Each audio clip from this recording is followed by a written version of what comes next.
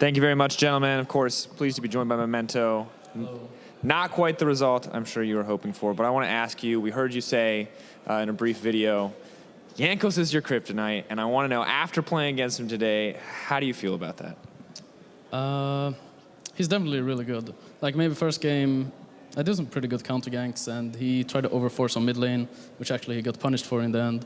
But I didn't really punish him as hard as I actually could have. And second game, he has basically out-jungled me pretty hard.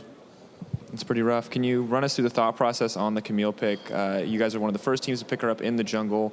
Did you feel like this is a strong pick we'll see in the future, or is this kind of a sort of a one-time try, something new? I mean, Camille is really fun, so I mean, I love to play her. But she has some weaknesses, like she doesn't really clear the jungle that well, and she can easily fall behind.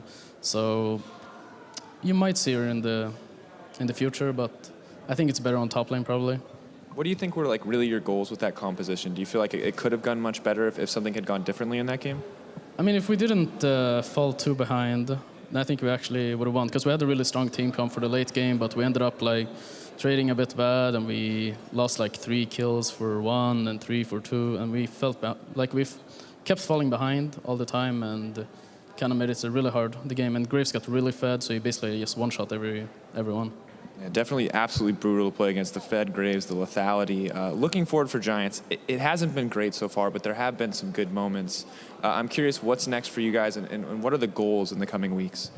I mean, it's really sad to lose, because it feels pretty shitty it feels terrible, because just coming here to LCS and like play on stage and just like losing in front of everyone, it just feels, it's heartbreaking for me at least, because it's just, I can't describe it. I'm just really sad.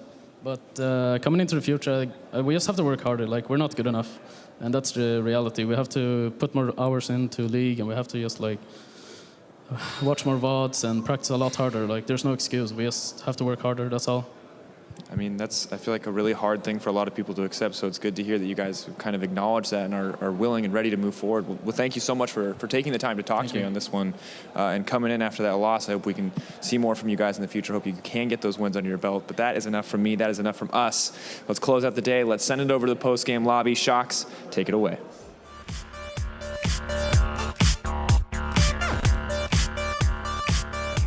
Welcome everybody to the post-game lobby. Thank you so much, Dracos. I'm still here with the Fischio and Zven to take a look back at tonight's game's very introspective interview there with Momento. He simply says, you know what, there's no excuses. You got to train harder, you got to do more. But he did also make the point that question marks around the composition, but the problem is if you start by falling behind early, then that's a bigger problem and a bigger hill to climb. And it was kind of an unlucky. Was it unlucky or was it bad play, that top lane dive in the beginning of the game? I mean, I think, so they got outplayed there, but I don't want to blame like Knight for actually going in on Azir and trying to get the kill. He was one hit off and then he got exhausted and he dies, but the fact he was late to the roam obviously meant he should have just backed away. So it was bad, but also kind of understandable. Yeah, we are going to take a look at it again. Great, let's talk about it. It's exactly the same thing. Sven, repeat what I just said. I mean, it was bad at first, but it got even worse when Knight decided to come top and give up one more kill than he had to, right? Like the first thing went fine for here. Like I think, go away, man. So I think same as game 1, Momento does a good counter gank on Jankos. Same as game 1, he gets a kill on Jankos. But Fabian moves first from mid lane, which I don't know why happens, because Alcy was picked after Ryze, so he should have the winning lane phase. But this is overall a 2 for 1 after Fabian flashed over here and kills Maokai. But then Knight decides to go in, doesn't quite kill Odwamne, and then it goes bad. But just the 2 kills wouldn't be the biggest problem in my opinion. But exhaust, one hit. Yeah, but then here he can back off, but he takes a tower hit and... Did he cancel an auto or did he walk out of range? I think he was out of range, but he takes a tower hit for no reason and he has a big minion wave, so he could survive that. He didn't have to die there.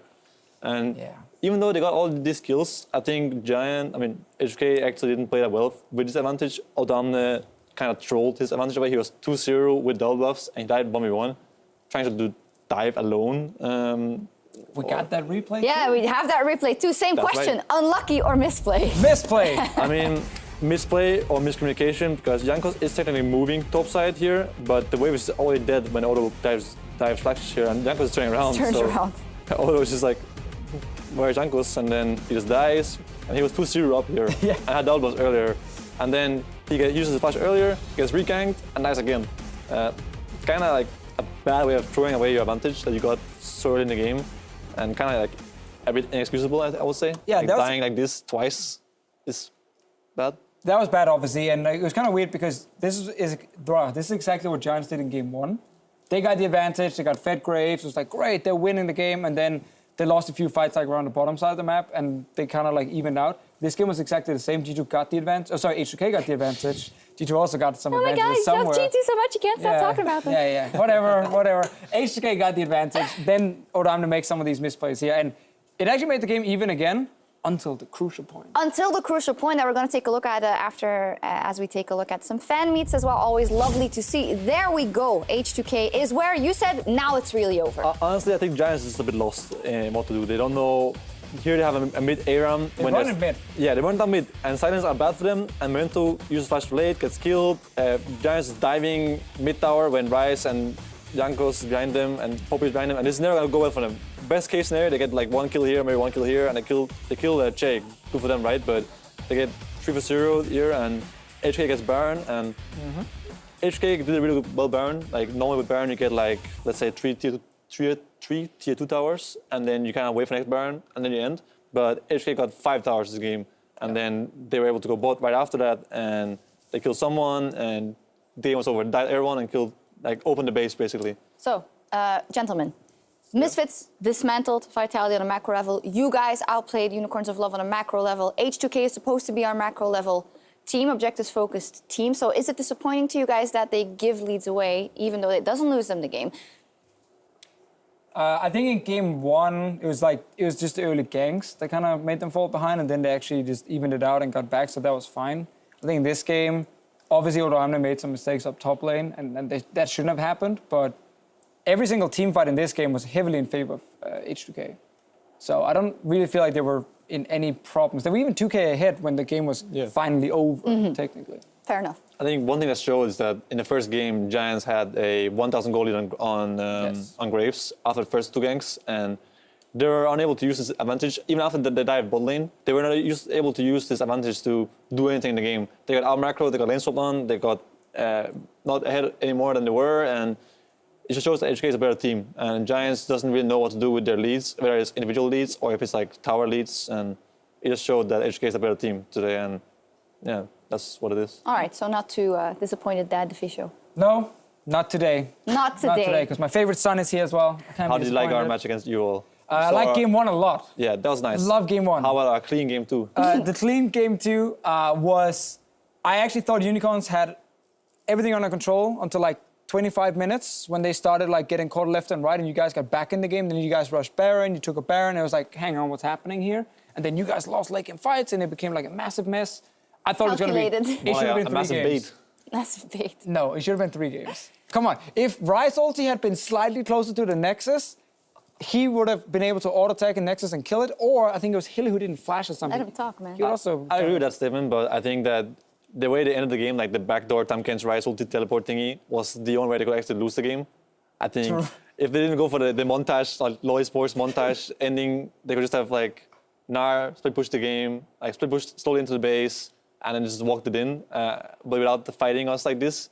But they went for the YOLO end backdoor thingy, and it failed. And it's like, oh, nice, we have a chance of winning now, and we just run down mid and 2-0. I think they could have won that game without risking that kind of ending. But could they have won game 3? No. No. G2 has a tendency to lose game 2 in best of series, actually. Like, where we very rarely lose first game, but we often win the first game. Even in playoffs last year, we lost second game to UL, second to Splice.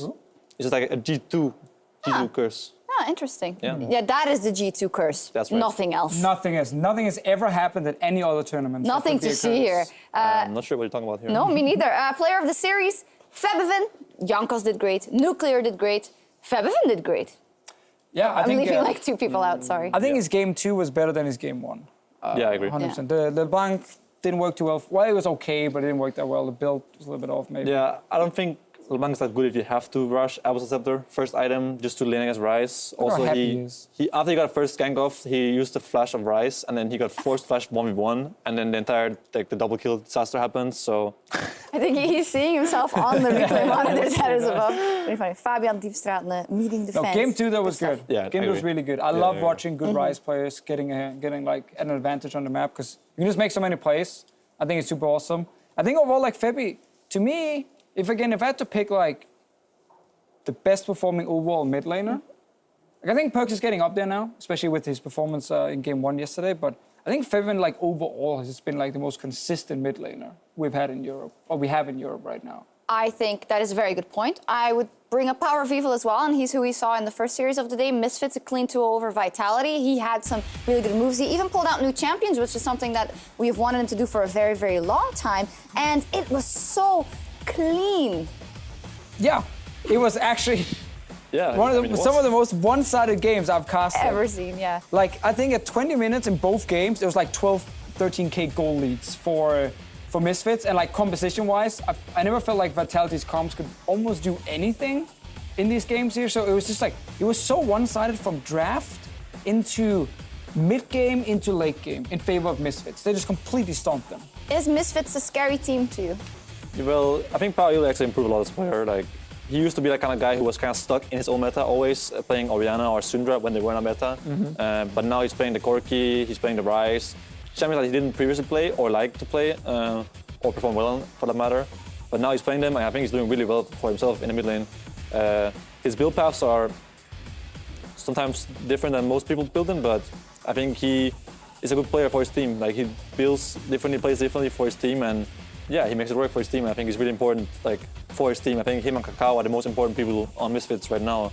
Like, most games are working from mid jungle to top or to bot lane, depending on what kind of draft they have. So yeah, I think Power Evil is really improved player this split. So are you scared of the Misfits? No. Okay. 7-0, man. Great expose about Power of Evil. And Kakao was player of the series today as well. Yes. Absolutely crushing it and so enabling for the Misfits. And I even think if we take a look at the standings, we only have 1 day left, so we can take a look at the standings right now in week 5. Misfits are still in second place in Group A because you guys are number 1, of course. And then we have H2K and UOL in Group B. But Misfits' development has just been so incredibly impressive. They seem to do everything right. Yeah, and I just want to see them play H2K Unicorns right now because I actually think, if I had to say who would win between Misfits and H2K, I think with the way Misfits are playing and have been playing lately, I would put actually, I put my vote on them for now. Oh, to win? Yeah. On Misfits. I think Kakao is playing super good. I think there's going to be no like mismatches in terms of lanes across the board at all. And I think Misfits late game are looking much better, especially around Baron setups. So I actually think Misfits, like it's going to be close obviously, but I think Misfits is looking like, do I dare say the second best team in Europe, or should I just put them? I'm going to put them in the same tier as H2K Unicorns, like they're all three the same. But you still see them winning versus them in the near future. What do you think? I can see that, yeah. I think the top 4 is, as I said earlier, pretty clear. That G2, H2K, UL, and Misfits are the top 4, and then there's like a second tier of Fnatic and Splice, and then the rest. But I think once we see Misfits play against UL and H2K, we can judge who is the better team. But guys, Misfits only played against us of the top tier teams, right? So it's hard to judge when you lose the top tier team and you win against all the bottom tier teams, right? So yeah. But then you see like H2K versus Giants today, and it was even for a lot of it. Giants had some good moments here and there, and it came down to like late game fights. And then you watch Misfits against these bottom teams, and it's just like super clean. Most of them, they get like big advantage early. They never really had any threat of losing the game, and then they close it out pretty cleanly. Could have been slightly faster in the first game, but again, that's nitpicking. So I think that they're doing a good job of showing they are a strong team against the bottom teams. But again, we keep seeing this problem where bottom 4 is just so much weaker than like everyone else. Yeah, I mean, to be fair, Vitality is kind of a train wreck right now. They have a new support every week, whether it's Autofill, Nuke Duck, or it's AOD coming in from... next week. Yeah, and then they're just like a weird team. They have a new support every week for like the last 2 weeks. Achani was always inting it, so Nuke Duck support, then AOD. They have weird drafts every game. They don't really have like a clear identity or game style, so being clean against Vitality isn't necessarily a good measurement of how good you are as a team, right? They had Splice 2-0 as well the week before. That is true. That is a good measurement. Splice is kind of not sure what's happening to them right now. They're having a slow start, but they also show hopes some here and there, and they're a middle tier team, I would say. Yeah. Giants and Vitality are both on the low end, but Giants at least show some hope once in a while. But So is there really a 3-tier system here, or are we talking 2 tiers, I or think maybe 3 with you 4. guys on top? I'd say 4 4? tiers. Yeah. There's the G2, and then there's the next tier is the Unicorns, H2K, Misfits. yeah. And then it's Fnatic and Splice, and then it's the bottom 4. Like, you can maybe even argue that Origin and Rocket are even further down. Yeah, you could argue a 5th tier where you say Rocket and then OG maybe. Yeah. Oh, 5th tier, so you mean like 1, 2, 3, 4, relegation 5, tier, like yeah. in the standings. like a tier basically under Vitality. But there are already 5, so Actually, it's not Vitality really- should be down that tier as well. Yeah, right now. but Vitality kind of gotten the way down, worked their way down to that Yeah. tier as well. So, yeah. The bottom one is, it's tough for these teams, man. It is I don't know super how tough. they're going to win. I actually don't know. We don't know. We know that the top teams, what they are fighting for, and that's for the Spring Split Finals. We're going to Hamburg, and that is on the horizon. It's not that far away. Tickets will also go on sale on March 1st. And for more information, head over to eu.lolesports.com. Are you planning to win in Hamburg? He's gonna buy tickets. It's beautiful. Oh, yeah. I mean, I'm not planning it, but I would definitely like to win in Hamburg. Yeah. Against who? Yeah, who would you like to beat on the big stage? Oh, pick any team. I mean, it's a tough question, I think. Okay. Does it matter? No. You just beat anyone? Yeah, like, it doesn't really matter who we play against, but I just want to get right now I want to get first place in our group so we can get the first playoff seed, which is really good for you in playoffs. So, and then whoever is our opponents in playoffs is our opponents, and that's who we have to beat.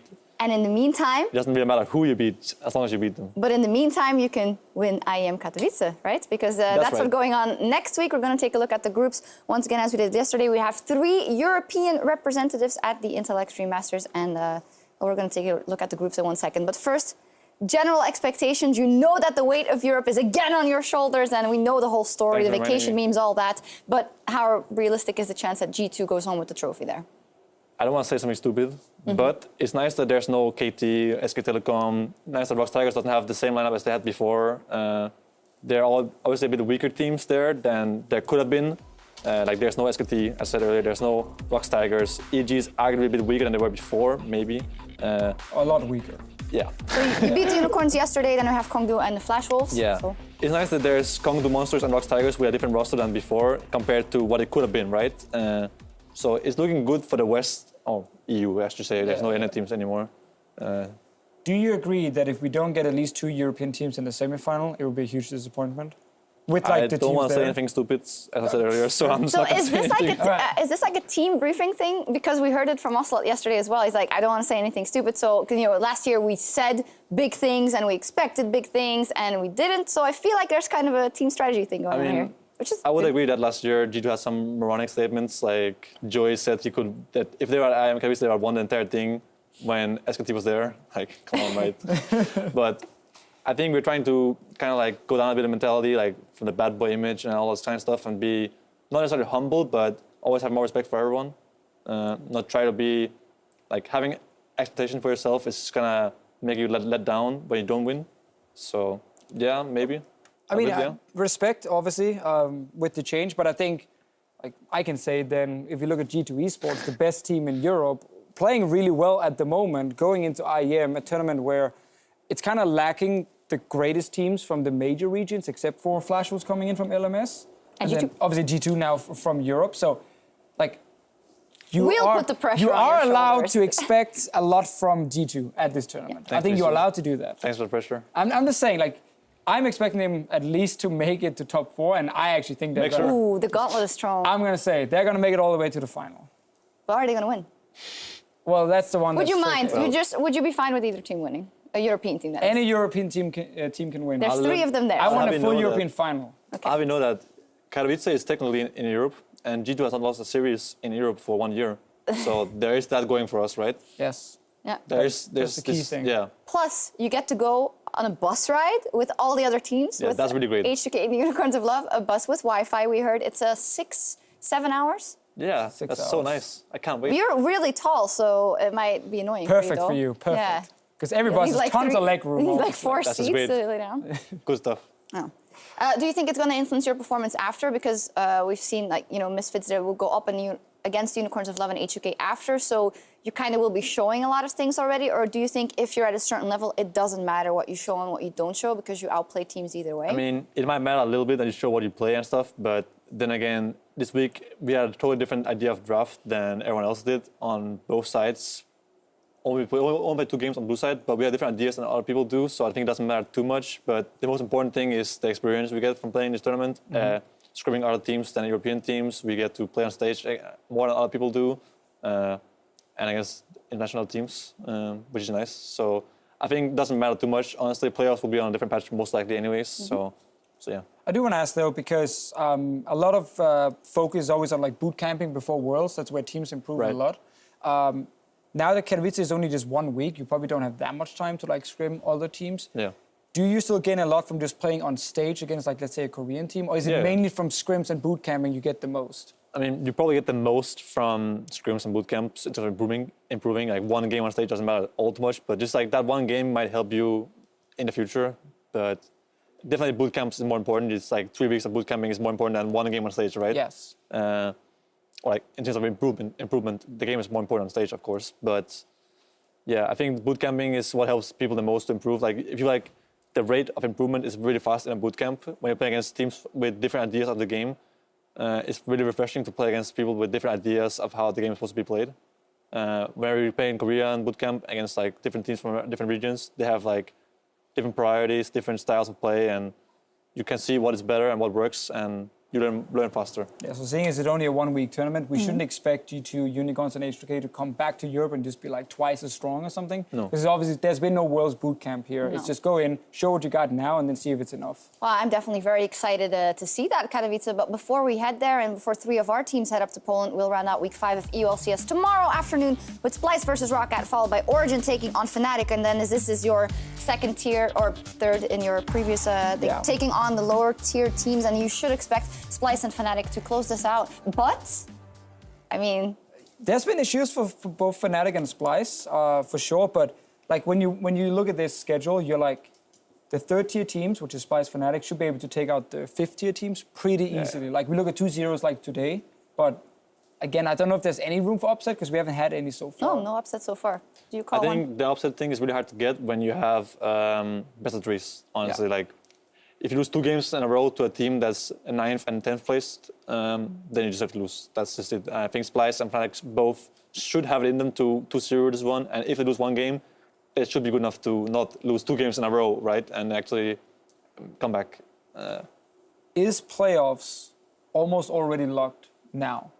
Where top 3 in each group seems to be just going straight to playoffs, and there seems to be very little room for changes. It's not locked as in it's already done, but I think that G2, Misfits, Fnatic, and UL, H2K, and Splice will be the playoff teams. But like I think teams like Vitality, Giants, Rocket, and OG needs a pretty huge change or like uphill battle to get into playoffs. Like they have to win a lot of matches against teams that are better than them. So I won't say it's locked because it's not locked already, but it's kind of locked. You know what I mean? It's kind of impossible for them to make it at this point, given the situation they're in. Crazy surprise. I think all 4 bottom tier teams have almost 0 wins, like 1 win on Giants maybe against Rockets. So it would be a monumental upset if that happens. Yeah, so it is sure. also, you wonder what, like, for the teams in the bottom of the table, then they have to like recalibrate. And as Momento says, you have to practice more and maybe look ahead, making definitely sure that you don't drop out.